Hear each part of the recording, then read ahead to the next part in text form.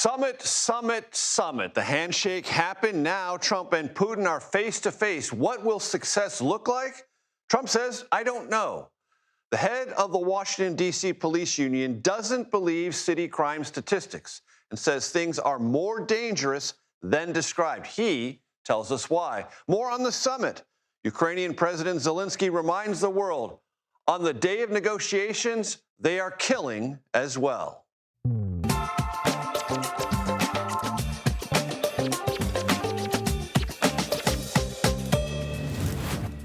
Hello, everyone. I'm Major Garrett in Washington. Let me welcome you to the Takeout. Happy Friday, and for whatever it might be worth, happy Summit Day. The summit is on, and the pictures this afternoon that started it, well, they could only be described as arresting.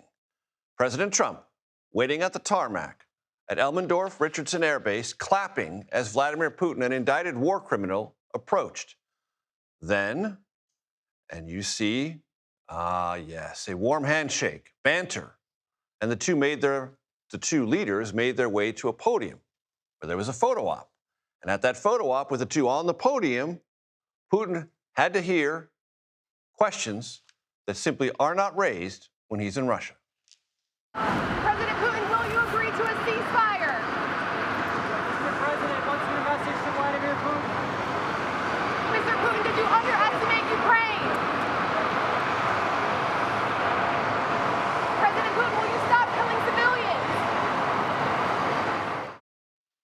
Then an extraordinary invitation to ride in President Trump's limousine.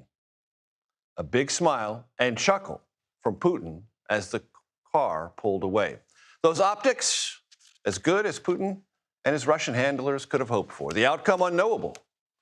And possibly this red carpet treatment was necessary to pull Putin toward a ceasefire, which Trump said before he landed in Alaska was his goal. Margaret Brennan joins me now from the summit. Margaret, I'm so glad you are with us. Evaluate what I just described, what we saw play out on the tarmac, and all the ways in which Europe and the Ukrainians might behold the handshake, the obvious affection, and the ride in the presidential limousine. Well, Major, these images are being broadcast around the world, and it is very late night in Kyiv, but you can be assured that Volodymyr Zelensky is tracking all of this, and it contrasts just so starkly with the treatment he was given when he was welcomed into the White House by President Trump, but reminded that he was not grateful enough for all of the U.S. aid that had been provided to him in the description of the president at the time. But since that time, President Trump's position on Ukraine has fluctuated. And it's not exactly clear what President Trump wants to see other than this general description of a ceasefire. He hasn't been specific. When he was asked again on Air Force One about that, he said something like some form of a ceasefire. So he's sketching out very broad sort of benchmark for success there. And the pictures themselves, those are a win for Vladimir Putin. He has already gotten something. He has delayed those sanctions. He has gotten that reemergence onto the global stage despite breaking virtually every international law on the books, every international law written after World War II, when the globe decided that might was no longer going to make right and that you couldn't invade a country and seize territory by force, or at least not do so without international sanction. Vladimir Putin did that in 2022. That's why he's under sanctions. But he got this reprieve today, able to land on U.S. soil, and the red carpet was rolled out for him, as you were just describing. Margaret, let's talk about the 10 minutes, roughly, that the two spent inside the presidential limousine. It's my understanding you know much more than I do, and much better than I do, that Vladimir Putin understands English, doesn't speak it all that well. How much might we imagine was or wasn't exchanged in those 10 minutes, one-on-one, inside the limo? Well, that was extraordinary to see. You know, President Trump was so warm in his welcome to have Vladimir Putin treating him as that honored guest, bring him into the beast, as we call it, the vehicle that the president used, that armored car for the relatively short walk within the airbase. But it did provide President Trump with that opportunity, the promise he had made that he would get one-on-one time with Vladimir Putin. Remember, the Kremlin said and the White House said that it was Putin's request that they meet one-on-one. So at least for those 10 minutes, he got that FaceTime before he went into this closed-door meeting where President Trump, as we understand it, at least from the White House, was supposed to be accompanied by his Secretary of State and by his special envoy, Marco Rubio and Steve Witkoff, respectively. So what happened in that car, all of us could speculate. Does one-on-one time with another world leader break every rule in the books? No, it's happened before. But when you are dealing with someone like Vladimir Putin, a former KGB agent, there is always that extra layer of suspicion as to his intent and the manipulation that he might be trying to carry out. Now, we'll have to see what happens. So far, those planes are still in the tarmac, as far as we know. No one's walked out. And we'll see if the two men show up at the podium for that joint presser. The very fact that a joint press conference was set up makes it sound like this is expected to end with some measure of success. And the Russian spokesperson for Vladimir Putin said before he landed that these negotiations could go on as long as 7 hours. I'm sure that's not what the White House anticipates, but Margaret, you and I have covered summits involving Putin before. He likes to go through an elaborate, not throat-clearing, but preparatory lecture with any American president, Republican or Democrat, about whatever the Russian agenda is. So that might take up some number of hours today.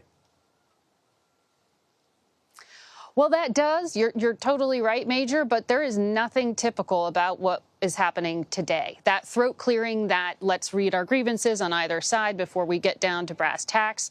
That's what diplomats do. That's what trained Foreign Service officers do. That's what you would expect in a traditional bilateral meeting. But that's not what we're seeing. And the other thing Vladimir Putin loves doing, Major, is showing up late. He was smack dab on time this morning, ready for the cameras. I mean, I've been there. I've sat in Moscow where he's kept John Kerry waiting for 3 hours when he was Secretary of State. He is notorious for playing this cat and mouse game.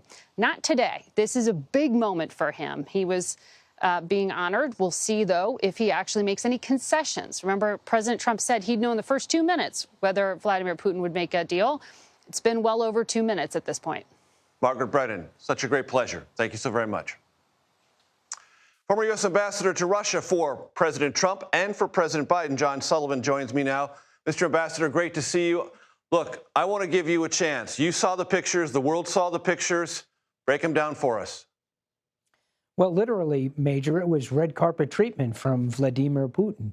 He couldn't have asked for a better setting for his arrival in the United States. His message to the world is, I'm not isolated. Some may think I'm a war criminal. I deal toe-to-toe with the President of the United States. I'm welcomed as a co-equal with the President of the United States, which he believes he deserves as President of the Russian Federation. So a real validation for Putin. And all the times in the last few weeks, John, and we've discussed this on this program, when the president has expressed frustration, being unhappy with Putin, none of that evident today. None of it evident today, and not really evident in the actions that the United States has taken. To be sure, the United States has imposed secondary sanctions, tariffs on India for buying Russian oil. But the United States could do so much more to put pressure on Putin to really come to the peace table and stop this war. The United States has the means to do so. So far, it hasn't had the will to do so. The question is whether the administration, the Trump administration, will get Putin to agree to a ceasefire first and then an enduring settlement. And it's doubtful in my mind that this is going to happen unless much more pressure is brought to bear on Putin. And it is possible, John, that the president could look the way he did, but sit down and say, I have the sanctions in my back pocket and I'm ready to go. And if you don't move, I'm going to drop this hammer on you, and be much tougher in private than he looked in public. It's possible. Absolutely. Look at the way he dealt with Kim Jong-un, right? He had 3 meetings with Kim Jong-un, 2 summit meetings in a sense, and then the meeting in the DMZ. But he ultimately walked away because there wasn't a good deal for the United States, what he wanted.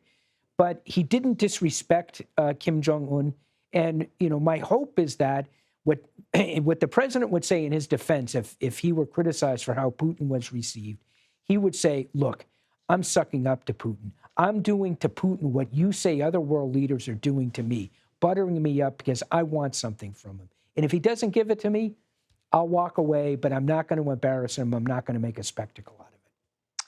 John, and I want to let our control room know I'm going to take these in order. I just want to summarize from our audience the toll of this war. So, Ukrainian-Russian war dead, 60,000 to 100,000 on the Ukrainian side. These are all rough estimates. 250,000 on the Russian side.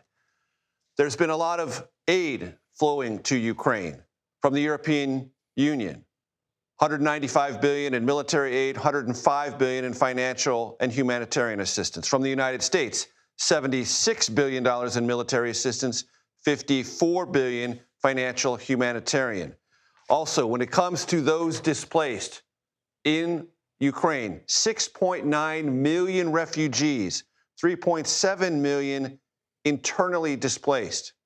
Civilian casualties in Ukraine, killed, these are rough estimates, 13,883 injured, more than 35,000, 726 children. There are lots and lots of numbers, but I just wanted, for my audience's benefit, to contextualize all that has gone on.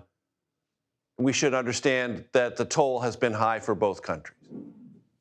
And it continues to this very day, Major. The Russians have bombed major cities in Ukraine while Putin is en route to meet with Trump. So the brutality of what the Russians have done, this aggressive war that Putin has raised, is staggering. Massive number of war crimes. Tens of thousands of Ukrainian children taken in violation of international law into Russia. It's those statistics and the brutality behind it that causes, when people ask me, why do the Ukrainians continue to fight? Because of what the Russians have done to them and the brutality with which they've done it. Very quickly, John, when you're looking at a way to assess this summit when it is done, what's the first thing you're going to ask yourself? Is there follow-up with Zelensky? There is no path to peace and a settlement in Ukraine without Zelensky and the Ukrainians at the table. Right now, Putin doesn't want to meet with Zelensky. If President Trump can get a ceasefire and a follow-up meeting with Zelensky at the table, that would be a step forward. Putin doesn't want to do that. Putin doesn't want to give to Zelensky what Trump gave to Putin today. Putin doesn't want to be on the same stage with Zelensky and equate him with the president of the Russian Federation. He thinks Zelensky is beneath him, and right now he's not interested in meeting with Zelensky. But we'll see if President Trump is able to convince him of the need for that. That's an important and valuable metric. Ambassador John Sullivan, thanks so very much.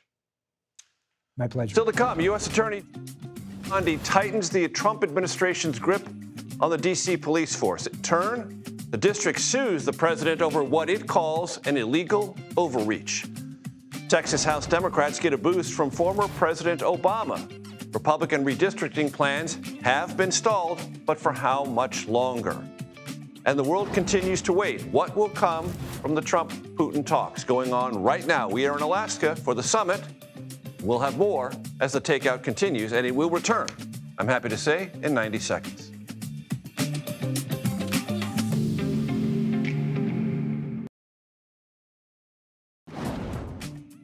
Welcome back. The District of Columbia has sued the Trump administration over its federal takeover of D.C. police, arguing that takeover violates federal law. Jake Rosen is here with all of the latest information. And Jake, we have some important developments just this afternoon.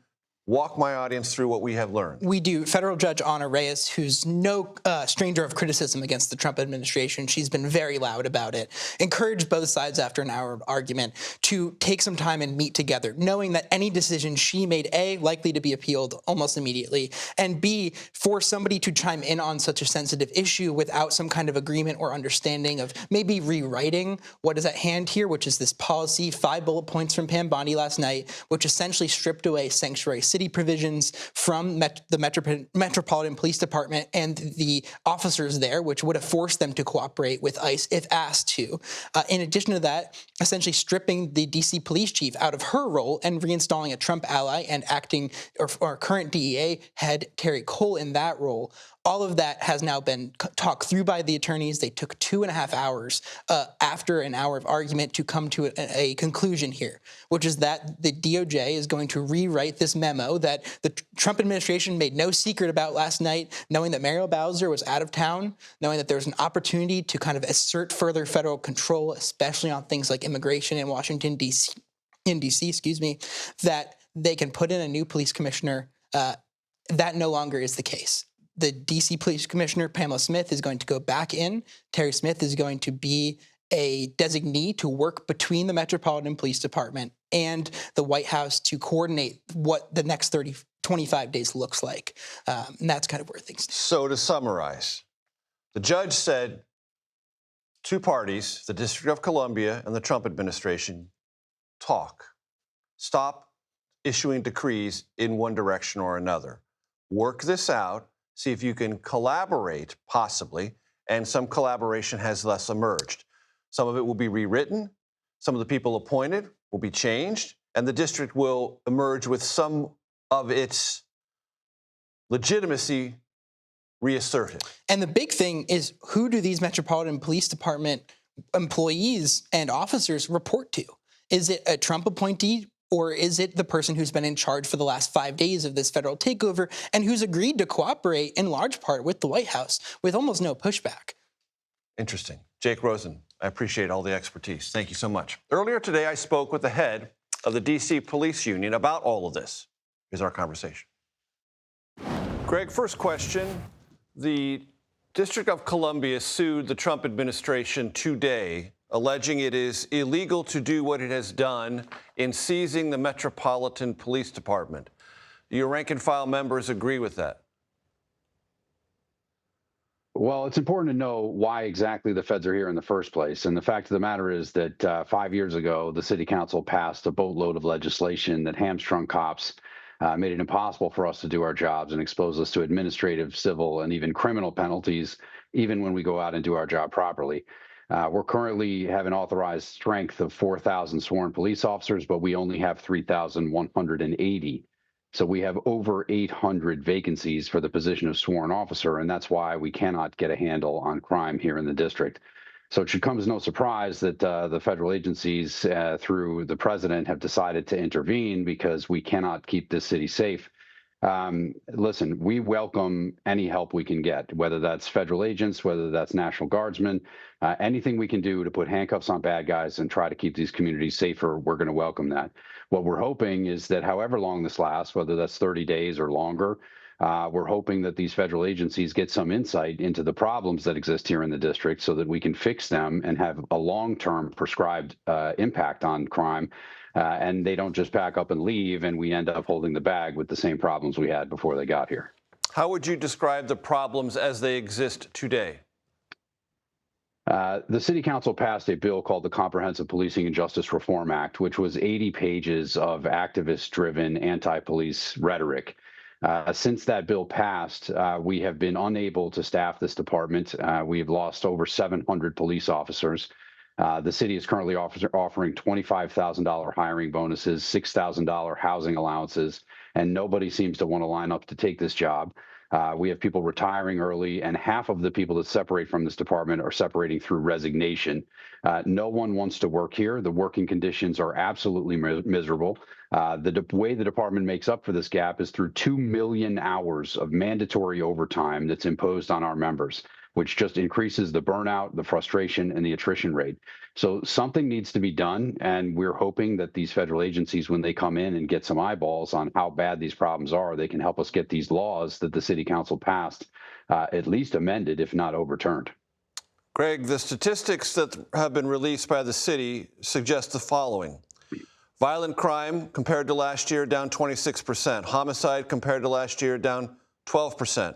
Assault with a deadly weapon compared to last year, 20%. Do you believe those?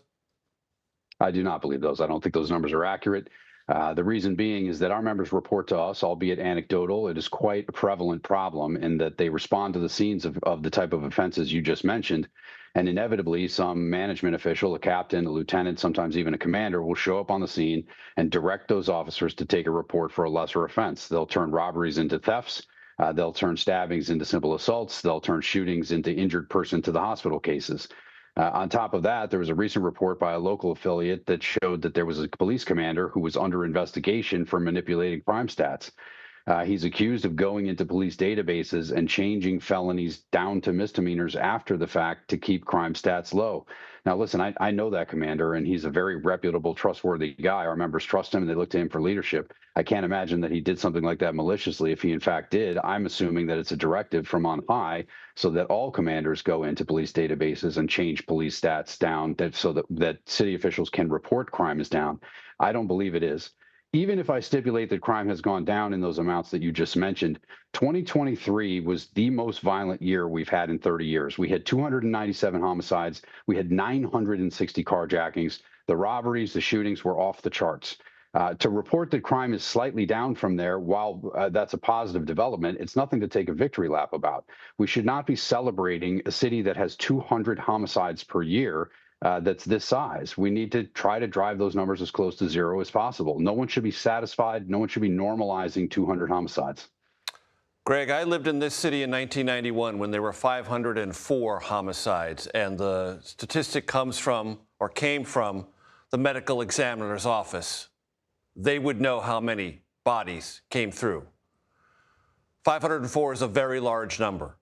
The president, in the context of this particular conversation, says crime in the district has never been worse. That is a statistical lie. It's not true. It has been worse. I lived here in the city when it was worse. Is the only remedy for where we are now federalizing MPD? Well, let's look at those numbers, because you're absolutely right that there were 500 plus homicides in the early 90s. And the way that the department dealt with it was they hired an additional 1,000 police officers to get the staffing level up to 5,000 sworn Metropolitan Police Department officers who went out, did their jobs, and they were authorized to get bad guys off the street and put handcuffs on criminals and investigate violent crime. And by the time we got to the year 2000, those numbers were down below 200 homicides. Since then, we've gone from 5,000 police officers to 3,000 police officers, and we're standing eyeball deep in legislation that prohibits us from doing our job. So the fact of the matter is, you're right that the 1990s were much more violent, but I'm not satisfied that we're living in the nation's capital in 2025 with 200 homicides per year. And I think the way that we can get those numbers down as close to zero as we can is to have more police officers on the street and permit them to do their jobs so that we can actually get bad guys held accountable and get them sentenced to sentences that are commensurate with the crimes they've committed. Is it your message, Greg, to the city council, if you want the feds to back off, hire more cops? Our message to the council is that, look, you're managing a city that has the seat of the federal government here, that they often act like a babysitter. And I know that the district government does not want a babysitter, but if that's the case, they should not act like petulant children. The bills that they have passed are horrific. They're horrible. They have been written by activists. We have the empirical data that has devastated the police department and has caused crime to flourish. If they don't want the feds to be involved in criminal activity or in criminal enforcement, they should change those bills immediately. They should put an omnibus bill together and repeal everything that they pushed through in 2020 at the height of the anti-police rhetoric.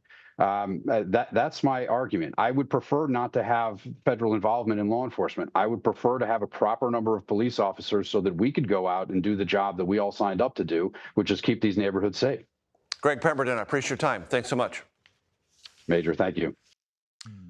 Hours after Texas Democrats get a boost from former President Obama, the state's Republican governor sets round 2 of the redistricting fight in motion. Another special session. We're tracking that right here on the Takeout.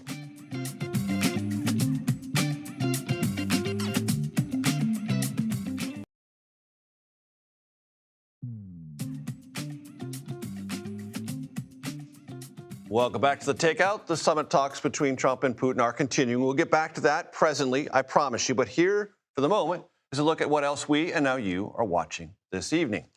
New Orleans Mayor LaToya Cantrell has been indicted on federal corruption charges. It comes after allegations a businessman exchanged gifts with the mayor so she would fire a municipal employee. The Democratic mayor's legal troubles come after an alleged romantic relationship with her former security guard. Last July, that security guard was indicted on federal charges, including wire fraud and falsifying records in an attempt to cover up the romantic relationship. Erin has become the first hurricane of the 2025 Atlantic hurricane season. The storm system is moving just north of the Caribbean islands. Tropical storm watches are in effect for that region.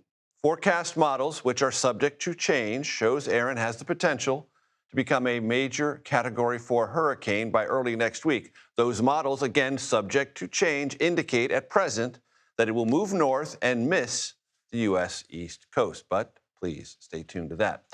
Former President Barack Obama has praised House Democrats in Texas over their efforts to thwart Republican redistricting in that state. During a virtual call, Obama was critical of the GOP efforts, calling them an assault on democracy.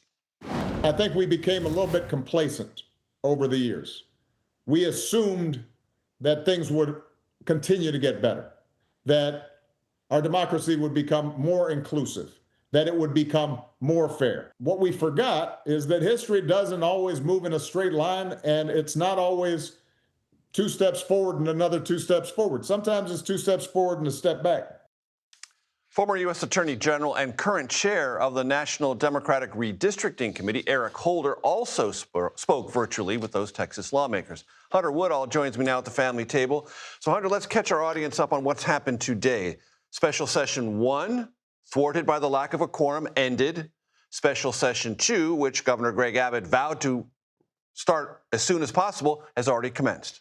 That's exactly right, Major. So Republicans are adamant they want to pass this redistricting plan, and they have all the power to do it. And essentially, once Texas Democrats come back, they get enough numbers, every sign is that Texas Republicans will be able to pass this. And that's sort of some of that political gravity we've talked about, where they had so much power. Democrats' only route to really denying them this was this quorum break. But also, they feel like now the Democrats have called national attention to this, and they feel like they've done their job to an extent. And that was where this call with former President Obama was so interesting. It was essentially him saying, you've done your part, you've really galvanized the country, you've gotten attention to this in a way that really has gotten people to look at this. And it is believed that a sufficient number of House Democrats will return to the state, and this second special session will have a quorum, and in the not-too-distant future, this redistricting plan will be approved. That's the expectation. You know, Texas Democrats, they're still expecting to put up a fight over this, but they just don't have the numbers. And Texas Republicans, they've rallied around this because President Donald Trump wants to see this pass. And as we know, essentially with the Republican Party, if Trump wants to see something, Republicans usually fall in line and make it happen. And Texas House Democrats who are looking at the state of California, under Governor Gavin Newsom and Democrats supportive of his efforts, have released a new map? Not quite yet. We're still waiting to see what this map looks like. But the idea is, in Texas, Republicans are taking 5 Democratic seats and making them favorable to Republicans. We know that matters a lot because right now the majority in the U.S. House that Republicans have is essentially 3 seats. So this really could matter. The idea is California counters what Texas is doing. They're trying to take 5 Republican seats, we believe, and make them more Democratic. That's going to be a challenge, though, because some of these seats also, in any given year, they can go either way. And California does have a fair amount of Republicans. So both Texas and California, they're saying, hey, 5 seats here, 5 seats here. We don't really know what will happen. There are always risks when you redistrict, especially in a midterm election cycle where there's a lot of attention. There could be a wave, and no redistricting I've ever seen can withstand a wave. Hunter Woodall, appreciate your time. Thanks so very much. Back over here to camera 2. The National Guard is about to be mobilized in another part of the country. Why Governor of Iowa is activating the National Guard there. You're going to find out what the reason is when we come back here on The Takeout.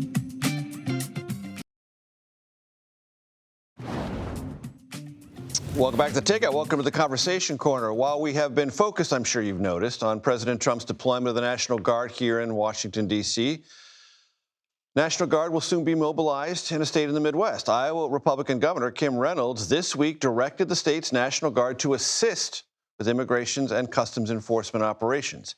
This will begin next month.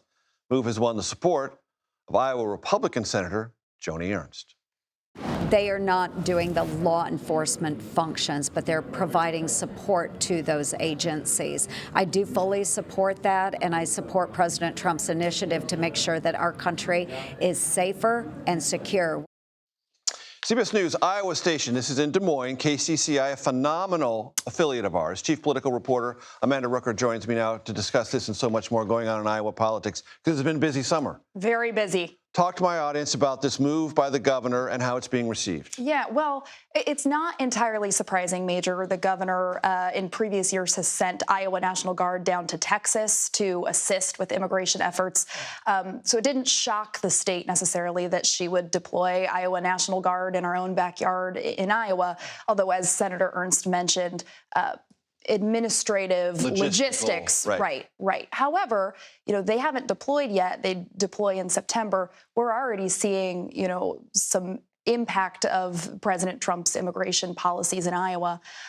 So it will be interesting to see if that accelerates with this deployment or not. In my travels in Iowa, I came across those who said, yes, there are immigrants in Iowa, some of them undocumented, but they work in meat processing places, they work in agriculture, and they have incorporated themselves into our communities.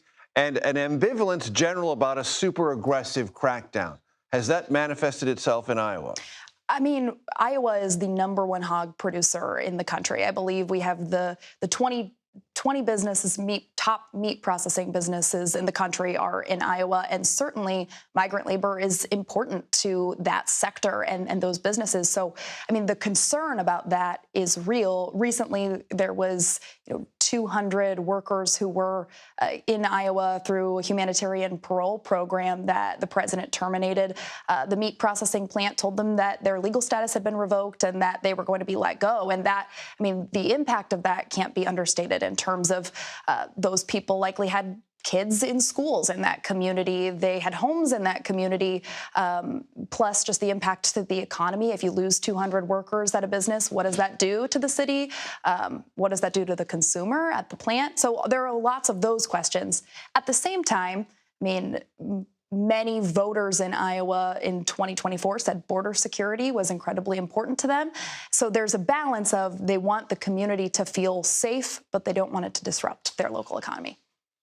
Non-Iowa caucus-related stuff. There's real stuff going on in Iowa right now. Open governor's race, open Senate race. Incredibly busy. It's like the caucuses ended, and then boom, we were back to the political races. There's a lot going on. So, very quickly, the Iowa Senate race, Joni Ernst. Right. Possibly. She said within less than a month she's going to make an announcement about whether she's going to seek re-election. Right. She has a campaign manager, but she hasn't made an announcement yet. And 5 Democrats have already jumped in. Right. It's weird. I mean, we still have more than a year until the general election, and there are 5 Democrats running. And 5 pretty serious Democrats. Yeah, I mean, you have 3 of them that have legislative experience that are known within the state, within the party. You have Jackie Norris, who was the former chief of staff to Michelle Obama, worked on Barack Obama's caucus campaign. And then you have a working class veteran Democrat. So lots of different flavors depending on where maybe the direction of the party goes. And Governor Reynolds not running for re-election. Right. And so that is generating a lot of interest and attention. I mean, there are no term limits for governors in Iowa. So if you can get in, you could potentially stay in that seat for a long time. And so an open seat race is generating a lot of buzz. Someone I knew pretty well, Governor Terry Branstad, would tell you can stay there for a very, very long time. Amanda Rucker, it's so great to have you here. Thanks so much for coming by. Thank you, Major. We are live in Anchorage, Alaska. That's where the summit is. And we'll have the latest on those conversations between President Trump and President Putin when we come back.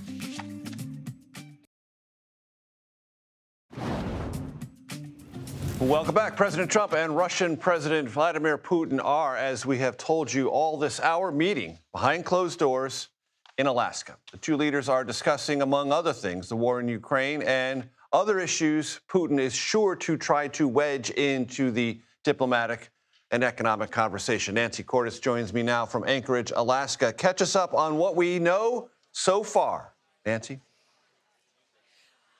Well, Major, here's what we know. The president went into that small meeting with Vladimir Putin about 2 hours ago now. They both had 2 of their top foreign policy advisors with them on the Trump side. That's Secretary of State Marco Rubio and his special envoy and longtime friend, Steve Witkoff. He also had an interpreter. And that meeting is still going on, which means that this could go on for a while. This could go into the night because after this meeting, they're supposed to sit down for a meal. It was going to be lunch. Now it's more like an afternoon snack with a larger group that will include the Secretary of Defense, the Secretary of the Treasury, the Secretary of Commerce, and other Russian officials. At the start of this, Russian officials predicted that this would go 6 or 7 hours, and it now looks like that is a possibility. What we do know is that once it all wraps up, President Trump and Putin will stand at those two podiums behind me if things go well and do a joint press conference. If things don't go well, in other words, if Putin doesn't show a willingness to compromise, doesn't show a serious interest in a ceasefire, then President Trump says he'll simply hold that press conference on his own and head back to Washington. So one of the things, Nancy, you and the assembled reporters, as I gather, there are a great number of journalists there to cover this quite historic moment. Among the things you are first going to look at is the stage and whether the two podiums remain. And there are other military advisors to the president. I was just going through some of the notes conveyed to us by Margaret Brennan and others who have been added to the president's entourage to give him a military perspective if things really get highly specific about Ukraine. Exactly, because while Putin has said things that indicate that theoretically he'd be open to a ceasefire, when it gets down to brass tacks, he has always resisted. And he has issued a long list of demands of his own that haven't changed much over time. And most of those demands are non-starters for the Ukrainians and more broadly for the Europeans. He wants an entirely new government installed in Ukraine that would be more friendly to the Russians. He wants the Ukrainians to hand over territory that he has claimed, even territory that he doesn't currently control. And so the question today will be, does he give up any of those demands? That would be a sure sign that he is ready to see this war draw to a close. Nancy Cordes on the spot for us, as always, whether here or on the road with the president. Thank you so very much. CBS News national security contributor Samantha Vinograd joins me now. Sam, great to see you as always. Margaret Brennan sent us a note a moment ago talking to a top U.S. official there on site. How's it going, or what's the attitude? It's a toss-up, all up to Putin. How do you evaluate that? Sleep tight, America. Well, in all seriousness, I hope that that's not true. Typically, heading into a meeting with not just a seasoned head of state, but a 15-year veteran of a foreign intelligence service, a president of the United States is going to prepare extensively and have a strategy for those meetings so that there's an even playing field. It is unclear what kind of preparations Donald Trump did for this meeting to avoid being exploited by President Putin. And it is a little concerning the longer these meetings drag on. Certainly, a restricted meeting between President Trump, President Putin, and their closest advisors is going to want to cover a lot of issues. But the longer that President Putin and President Trump talk, I am concerned that negotiations could drag on, and President Putin, who has a lot more experience in these bilateral restricted settings, could gain an upper hand. And it has been said by many looking at this that what Putin wants to do is, yeah, Ukraine, and I want to add this and this and this and this, unrelated to Ukraine. And what President Trump and his advisors need to do is keep focused on Ukraine and try to get some specifics and some resolution there. Well, and not just to get any specifics or any resolution, but to get good resolution. President Putin knows that President Trump has said since the campaign he could get a deal done quickly. So President Putin knows he could put a deal on the table. But, Major, the question is it a good deal? Is it a deal that is going to avoid us having a repeat of this in several years? Is it a deal that's going to allow President Putin to feel empowered to just roll through Ukraine for a third time and perhaps even further? So President Putin knows what President Trump wants out of this. And my hope is that President Trump consulted with some real Russia experts. I don't know who's left at the State Department with significant Russia expertise or on the National Security Council, but spoke with some real Russia experts to go into this meeting prepared with a strategy for how to handle Putin. If my audience sees a headline that mentions the word ceasefire, what would you say to be cautious with about that terminology? The terms of a ceasefire. What are they agreeing to stop doing, for how long, and who's verifying it? Putin has agreed to things in the past, and then he just blew through those arrangements. That's what President Zelensky alluded to in that famous February Oval Office meeting when President Trump got so angered. Putin agrees to things and then just breaks his promises. So we need to make sure it's a credible ceasefire with terms that don't just benefit Putin, but that also benefit the Ukrainians. Sam Vinograd, always a pleasure to have you. Thank you so very much. We're going to take a quick break. More on the summit, I promise you, when we get back. You're watching The Takeout. Welcome back. Politics, national security, diplomacy, it all comes through here at The Takeout. Republican strategist Kevin Sheridan joins me now. I want to talk to you about the summit because some in our audience know this, but those of you who don't, Kevin worked on Mitt Romney's campaign in 2012. And Mitt Romney said in that campaign that the largest strategic foe of the United States was Russia. And he was mocked endlessly by Barack Obama and the entire Democratic Party and John Kerry, and they were cutting videos. And do you believe he was vindicated endlessly and has been vindicated? Well, look, I think in the context of this summit. Yeah, I think China has, has become our biggest strategic threat by far. But at the time, he was saying that Russia was they were meddling. They were in our politics. They were in our geopolitical spaces, and they were messing with other countries, their neighbors. So that was the only point he was making in that debate. Barack Obama went on to totally mischaracterize it, but we are where we are. That's what happens in politics, and we are where we are. So speaking of where we are, what do you think are the inherent risks, if any, for President Trump in Alaska right now? Well, that he doesn't get any kind of a deal or even a second meeting. But it sounds like if they're going on this long, that it's probably a pretty productive discussion. I think the optics of this thing were quite incredible. Trump flew a B-2 stealth bomber over the head of Vladimir Putin the second he stepped off the jet. So incredible optics. I think the press conference that we're going to see questions is going to be fascinating. If they're both there. Yeah, if they're both there, and that will tell us a lot. Mm-hmm. Are they still talking, or did this go south?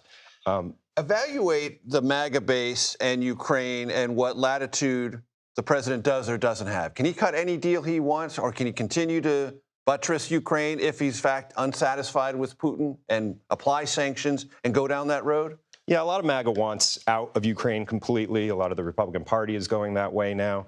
But he's the leader, and everybody in the Republican Party is still following his lead. They know that he's trying to get something done here. A ceasefire would be great if they can get that, and then talks, an actual sit-down talks would be a huge win. And I think even hearing, people like Hillary Clinton saying if he can get a deal here, he's going to win the Nobel Peace Prize. Well, she said, to be clear, she wants a pardon too. she said, to be clear, if he can get Putin to agree to give back all the terrain the Russian military has captured, I will nominate him for a Nobel Peace Prize. Well, that's not going to happen. No. Neither one of those things are going to happen. But what's the upside for Trump here? Is there a potential for something that is... Trump's a peacemaker. I mean, he's done this in 6, 7 other places now. Pakistan, India, Azerbaijan. So he really wants to be on that block, that peacemaker block. He wants that to be his entire legacy. He does not want to start new wars. He talks about it all the time, and he's trying to be... You mentioned China when we first started this conversation. How do you think Beijing is viewing all of this? Well, if he can break Russia from China a little bit, and that's probably what they're having some talks with, that's going to be a huge strategic win for the United States. They're watching closely. They still don't have a trade deal with that, and we all wait to hear how that's going to go. But yeah, I'm sure they've got all eyes on Anchorage right now. Kevin Sheridan, he has the scars from 2012, but he looks great nevertheless. Kevin Sheridan, it's been a pleasure as always. Thank you, sir. Thank you. That is it. Oh, I'm over here at 1. Guy, you were doing this and that and this and that. It's okay. That's it for the Takeout today and for this week.